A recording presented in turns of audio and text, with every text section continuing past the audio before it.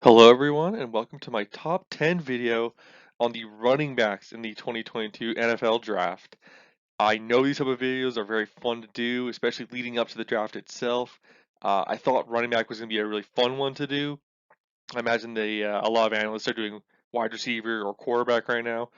Totally fair, but I want to do something a little different, and I have some interesting players on my board for running back that are not really being talked about a whole lot. So I hope to make this a little bit more of an interesting video, a little bit different. So with that being said, let's get right into it. So for my number one running back, we have Kenneth Walker III from Michigan State. He just grades out for me across the board as the best running back in this class. He projects as a third down starter in the NFL that kind of carry a workload all by himself, or he can split carries in a backfield. He's got a very interesting build as well. He's very stocky and well filled out, but he's got a lot more shake to him than you'd think. Like I really can see him just planting his foot and then getting a guy to lean and then bursting it back in. I'm seeing him do that up the middle of the field as well. It's it's something that's kind of rare for a guy who's more labeled as a power back to have. It's and especially with powering with this power back mentality, his contact balance as well is already very good. Like I'm trying to think in the last couple of years whose contact balance I really thought was better. Maybe Javonte Williams kind of comes to mind. Javonte Williams and Najee Harris last year, but he'd be pretty up there as well. I've seen him take a lot of stuff that would bring most people down. And on top of all that, his production at Michigan State was incredible. He was a Heisman finalist this year, and if we're being all honest, I didn't really see much of a supporting cast to help him get there either. So for him to produce in the way he was and finish there, it's quite impressive. Now, if we're talking about negatives, he doesn't really have much of a route tree. This is not a real kind of receiving back here. He was used for checkdowns. His hands were fine in doing so, but if you're selecting Kenneth Walker, do not expect him to understand the passing concepts downfield, like with some of the other guys I'll talk about in a little later in part of this draft.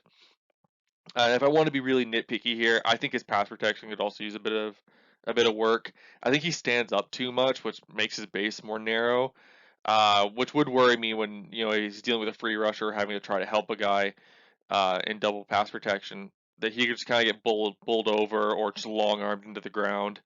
So it's just something to know. It might be a little bit nitpicky for me to say that, but I do think there is something to that.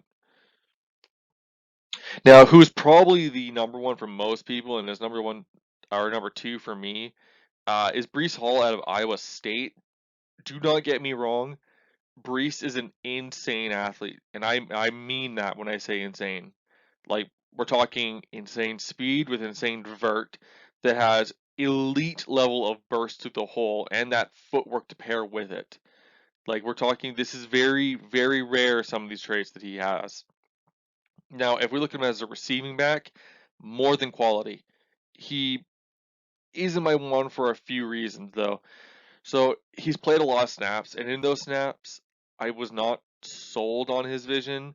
I know that might be a bit of a hot take, but his instincts to me make up a lot of what I think is lacking in his vision. I don't think he pre-reads the line overly well, and he should just sometimes just take what he's given. It's also a bit deceptive as to what you're getting when you look at Breece Hall's frame. Like he has this really large, just lean, filled out frame. You know what? You might be thinking we're gonna have a balance back or a contact balance back, but to me, I see a lot more of an agile and quick runner play style to him, where his broken tackles more come from guys just trying to kind of keep up with him than him actually tanking shots most of the time. Now, I could be that could be me just misinterpreting how guys handle him, but from what I was watching on defense, it seemed like a lot of the defenders were more trying to compensate and worry about his ability to break laterally or get upfield, which made them make some poor pursuit angles and poor decisions, than actually him getting through them in contact. It still might be not an issue come NFL time for him, where a lot of these guys will still be taking poor pursuit angles in the NFL. Maybe that's how that works. Um, but it's just something I noted when I was watching him. I don't expect to see much power in his game either. he does have the high end traits to do power into his game. I just don't see much of it. I don't think he's got much pop behind his pads, or real understanding of how to weave through traffic. But with all that being said, I do think if you have him as your running back one, I cannot blame you. The elite traits he does have are more than intriguing to have him there. I'd rather take the player that I feel more comfortable taking every down roll, or needing to make something happen, than taking a player I think has to rely more on his instincts. All right, so this is where the controversy starts setting in. I know most people here would have a number of the other running backs above this, but Jerome Ford for me is one of the top running backs in this class, and he only has one full season of play time under his belt, which is kind of crazy. Ford is just a great athlete that is paired with his well above average mental knowledge of the game. He just runs power like it's so hard to describe. When he is running on these downhill dives, it's not just him getting the ball and hauling it in a straight line. He has a tempo to the way he runs that allows these blockers to set up, or gets these linebackers or D tackles to shed either too early or not shed at all because they're waiting for him to commit to something, and by the time he does, they can't keep up. It's really intriguing.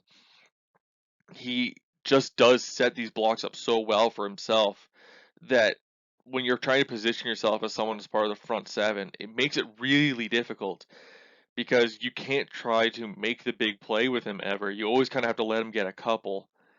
But if you always let him get a couple, right, that always gives more short yardage for the QB in the system to take more like 3rd and 5s if you run it twice on early downs. So it's intriguing watching him play because I don't think it's really hard to stop him in the backfield unless a lineman really screws up in his pass protection. Something I also noticed is that he is just not afraid to cut back in and just hit the hole that he knows is about to open. He will hit holes that I haven't even seen open until the moment he is fully turned his body into them. All of a sudden, the hole's open. He just has excellent feel behind the line of scrimmage and knows how to pre-read the line before he gets there. Even with that being said, though, he's just not afraid to take what's been given to him. Many times I can just watch. You can kind of see it in his mental processing when he's running, where he'll run and he'll see that the front seven stayed disciplined and they just are not going to kind of give him any kind of lane to work with, right? It just was a bad call. And he'll just run forward. He'll take the 2 yards, right? He'll run the exact design. Maybe something will break open. Maybe he'll break a tackle, but he's not afraid to do just exactly that. Now, talking about him as an athlete, away from his mental side now, he's got really quick feet with this ultra stocky frame, which is kind of weird. It's almost Kenneth Walker like that we have here. And that quick feet is also more intriguing to me because he has a run style that I haven't seen for a few years now. Now, I don't want you to compare him to this player. I don't think they're the same. But the last player I can remember that runs very low like this was Saquon Barkley, where if you watch Barkley run, he runs almost with this squat kind of stance behind the line, which allows him to run with so much power and so much ability to quick change of direction. And I see that when I watch Jerome Ford play. He has those moments where he just squats when he runs behind the line, and when he gets a hole, then he bursts through it. It's just something to consider when I watch him. I don't want to compare him to Saquon Barkley because Barkley just has athletic traits that are just better than any running back. In the last couple of years, maybe Najee starts to compete with him, but just something to know. If I was to give a knock to him to kind of keep him into the third, there's no route tree here for him. Cincinnati did not ask him to do any sort of route play. They kind of kept it more to just check downs, which he was fine. Like he had no problem taking a check down through contact or for doing any sort of, just basic BQB friendly and just sit there and wait for a pass in case something doesn't go right.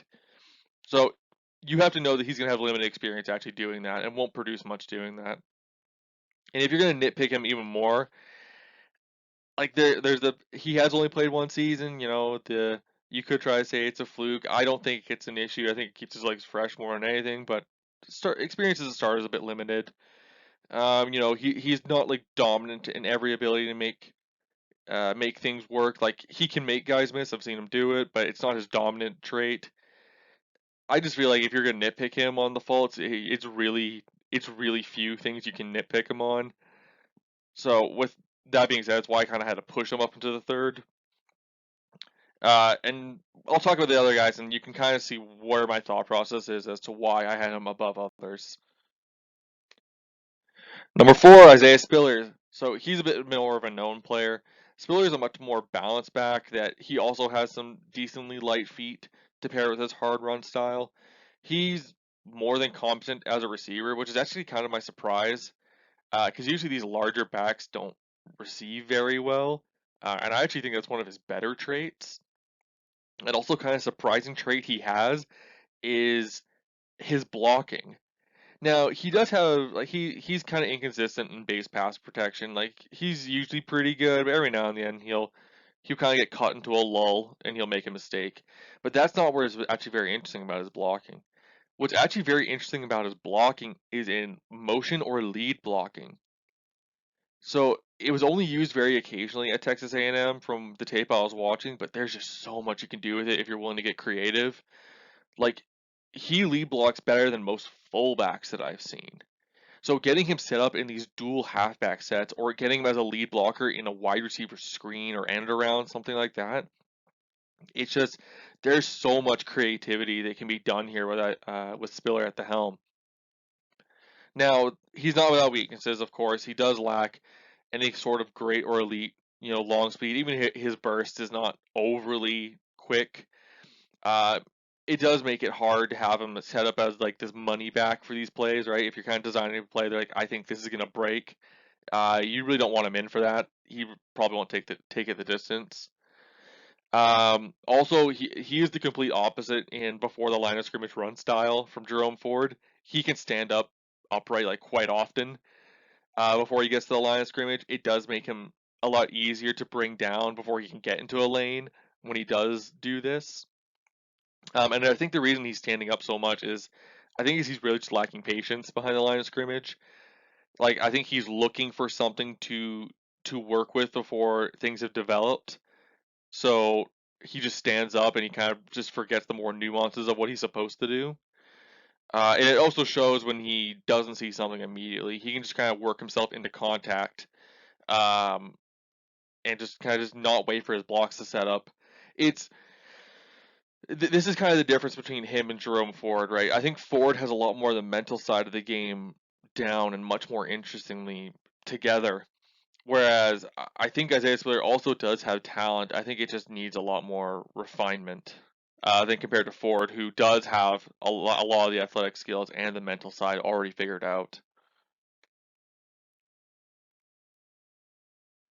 So Zamir White, this is another really known back for a while now. And to me, he's still one of the better backs in this class. I still have a third round grade on him. He's he's had a lot of snaps in his career. He's had a lot, but that for me doesn't really deter me. I think he's got some really nice, good strengths. Like I think his vision to read lanes and these cutback lanes is still really good, and that should be valued. He's a tough runner. He pushes forward through contact. He really just kind of takes it to defenders. He kind of makes them pay for every yard that they want, and he often tries to fall forward. I think it's the only times I ever saw him fall backwards is if they caught him immediately in the backfield, and that was usually through some kind of blocking error. Also for his size, he's about 6 feet tall, kind of 210, 215 from what I remember. He's kind of quick from what I remember on that size, and it really pairs well with this kind of short yardage mentality he has. He does really well within about 8 yards, which really works if you're trying to run this kind of zone offense where you're kind of constantly keeping a tempo of the offense. You want to run inside zone, stretch, halfback base, a lot of stuff like that. Now, there is some weaknesses. I find he's kind of top heavy, which is different than a lot of the other running backs on this list who have done a lot more work on their quads. And because he's more top heavy, it is easier to attack him below the waist and try to get him tripped up or just bring him down or stop his motion outright. Now, I think that top heaviness is what helps him also fall forward, right? He's got the mentality of going forward and the heavier upper body to fall forward. But I think with him not using the power behind his legs enough, it will be easier to stop him than some of the other guys I listed earlier. Another weakness is he's not used much in the passing game. This is another guy with no route tree that was not asked of it, which wasn't used in Georgia's offense in that way. There was a different running back who was used for that. He does have the deep speed that you look for to get on home run plays.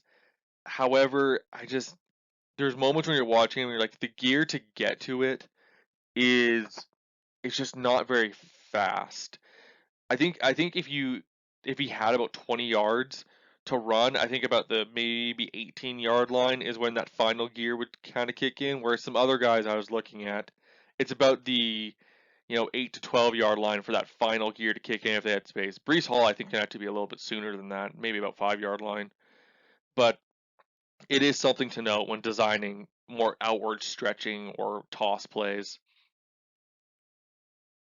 Dameon Pierce, a lot of people's personal favorite. If I was just to do a big summary of Pierce in general, Pierce is just a non-elite athlete that does a lot of things right as a runner. I had his tape on in January, and it was clear to me that he should have been getting the ball a lot more than he actually was. He is great versus contact. First contact rarely brings him down in the open field, and that pairs very well with his balance. His balance is also kind of weird. He is top heavy as well, but he has actually balanced it out, unlike Zamir White, where he's balanced it in his lower half. So he is hard to bring down if you try to attack him high or low. A trait that most of these guys don't have is he's an excellent pass catcher, like actually very good. His route running, like he actually will sink his hips, he will create separation. And again, for a larger guy, we have two of them in the top 10 where these larger backs are actually good in the receiving game. They'll actually create separation and break things open. It's very rare to see for backs that are more deemed contact balance type backs. And his production, despite kind of very poor quarterback play, I gotta be honest, Gator fans, it was poor. And just basically offensive play in general this last year after losing a lot of their players in the last draft class, it is impressive to see. Now, you're probably asking what puts him below Zamir White, and there's a couple things. His short area burst and just long speed in general as well, it's just not good. He will be caught a lot from behind, just in general. I don't think he has very functional speed past about 15 yards. I think he'll be getting brought down a lot. His vision as well can be sometimes lacking. I think again his visions also do the same thing of impatience, waiting for blockers to set up, and he just tries to make something himself. He also be kind of flat in his cuts when trying to turn. That's probably due to his more real filled-in frame. I wouldn't expect to see much of a twitch or a burst to his game. So don't think kind of Christian McCaffrey here when you're looking at this player. He kind of lumbers. He's also never been a lead back or had extreme production. He's always been in split carries. So I wouldn't expect him to lead back probably ever. I don't know if that's really what he's comfortable with. But even so, I wouldn't knock the production thing nearly as hard because they kind of held him back here at Florida. But it is something of note that I don't think he can be a lead back here. James Cook. Cook is a flashy plays, very piece. Man, where do I start with this? He's got some really nice athletics, and it shows up very well in the passing game. But there's some drawbacks for him that I know some people kind of have him up in the third. Maybe they're running back 4 or 3. But I've got drawbacks that push him way down for me. But I'll talk about his strengths first. I mentioned he's a good athlete. I think he hits the edge very well. Like, I think he can really get outside of structure and just get to that second level a bit faster than most backs in this class. His hands are very reliable. He turns upfield when catching the ball, which is nice. He doesn't just catch it, then have to make a decision with it. He'll actually take momentum of the throw and go upfield. Um, Route running here again. Here's where the route running actually really shows up for a lighter back. He is an absolute threat that needs to be accounted for when looking in the passing game. I think you could actually get him going even on these medium routes, kind of really confusing the defense onto what to do to handle him. And his body control on these catches as well, even versus contact, which I noticed in a couple games, uh, is very nice. He's almost like this new age scat back, as I put here, that he reminds me almost to Jerick McKinnon if McKinnon didn't have all those injuries. I think there's a reasonable comp you can comp those two together. You wouldn't traditionally have them run too many just regular run sets, but you get them in these kind of screens, kind of outside of structure or zone plays, or on these like passing game quick passes. I think like that is exactly James Cook's role and should be his role in an offense. I think he'll be deadly in that. Now, his biggest flaw is actually that vision in traditional run game. It's just not very good. If I was to be entirely honest, I don't think he reads the line very well.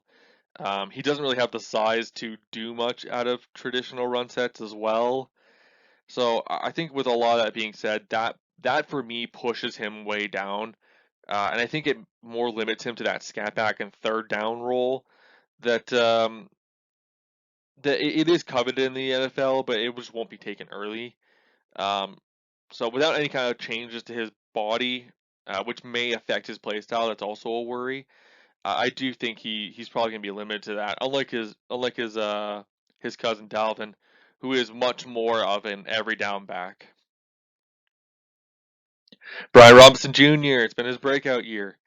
He was patient, waiting behind all those other Alabama backs to get his moment to shine, and now he gets to do it and enter the draft. Robinson's just a very tough runner. He just kind of bullies guys who tries to arm tackle him, and he just runs over these small defenders. Like these DBs have a rough time with him. He's very fresh in his legs. He's used when the other backs are here, but this was really his first year taking a lead back role.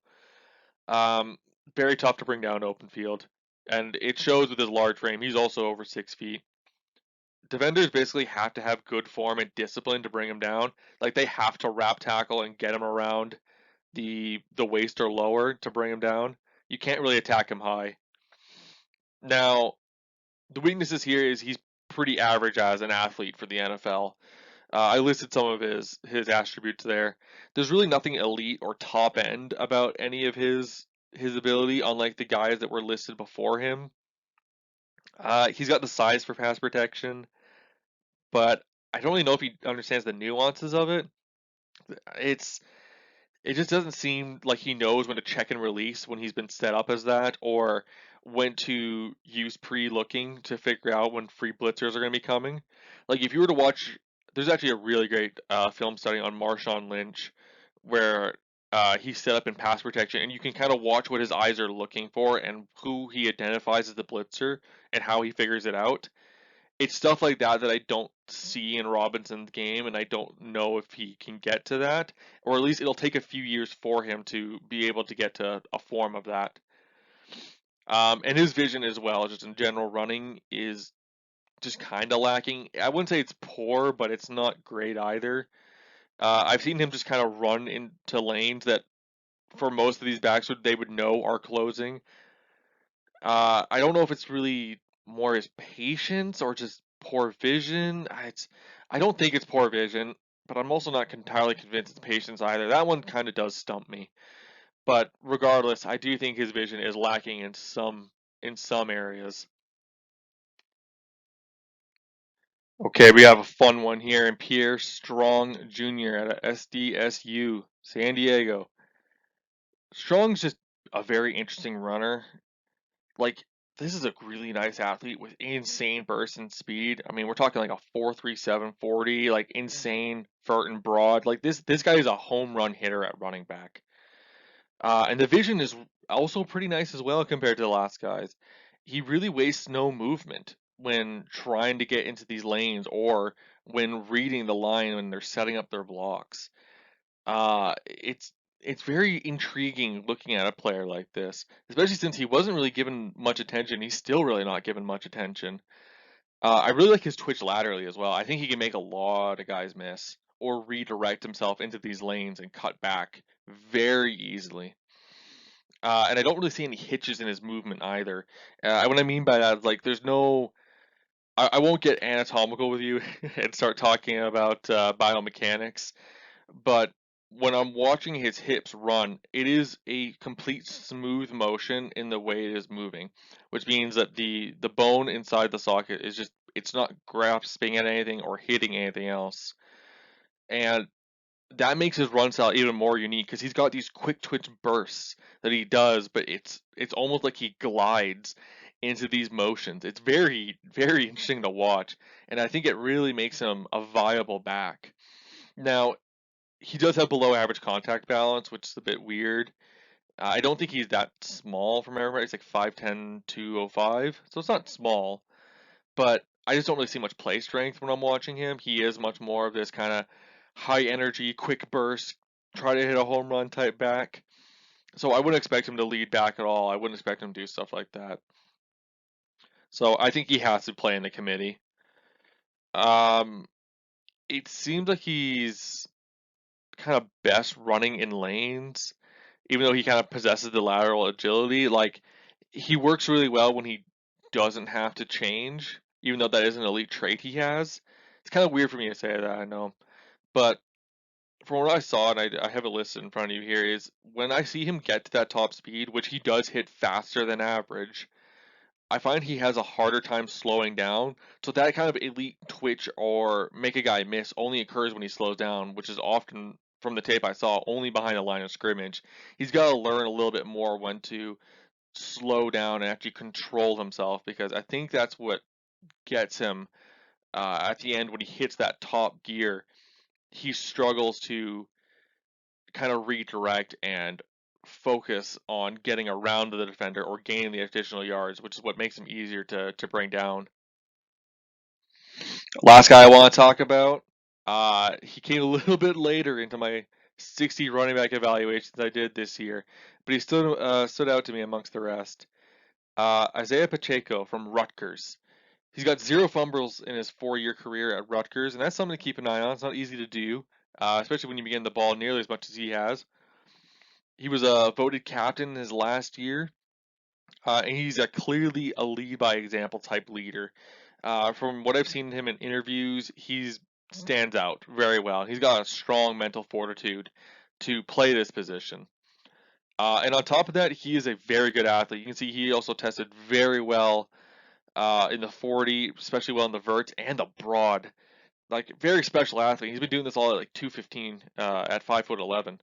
He's also been very productive all 4 seasons. Not anything like elite, nothing like in the thousands, but it's always been good.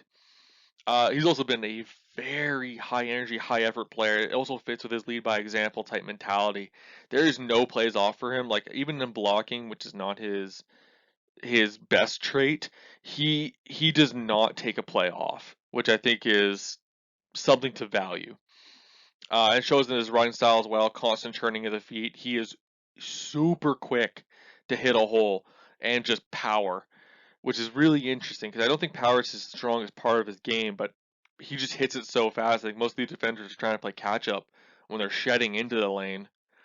Um, and that quick sort of run style pairs well with his processor as a runner, as I think he processes the line very quickly as well, much faster than the last few running backs I did talk about, who I thought were usually a little more hesitant, but Pacheco is very fast to recognize fronts or schemes being thrown at him well before he commits to a lane.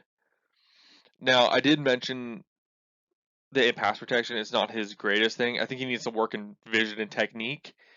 So the more slower, like kind of calm down, keep leverage, look for the blitzer type stuff. It's not an effort thing at all. I also think he likes to play outside of structure a lot. So when I'm watching lanes kind of close, he just loves to kick stuff outside, and it works. It don't get me wrong, it does work. But there's moments where tries to kick it outside, and then he just loses 2 more yards than if he just ran straight ahead and took the 2 yard gain.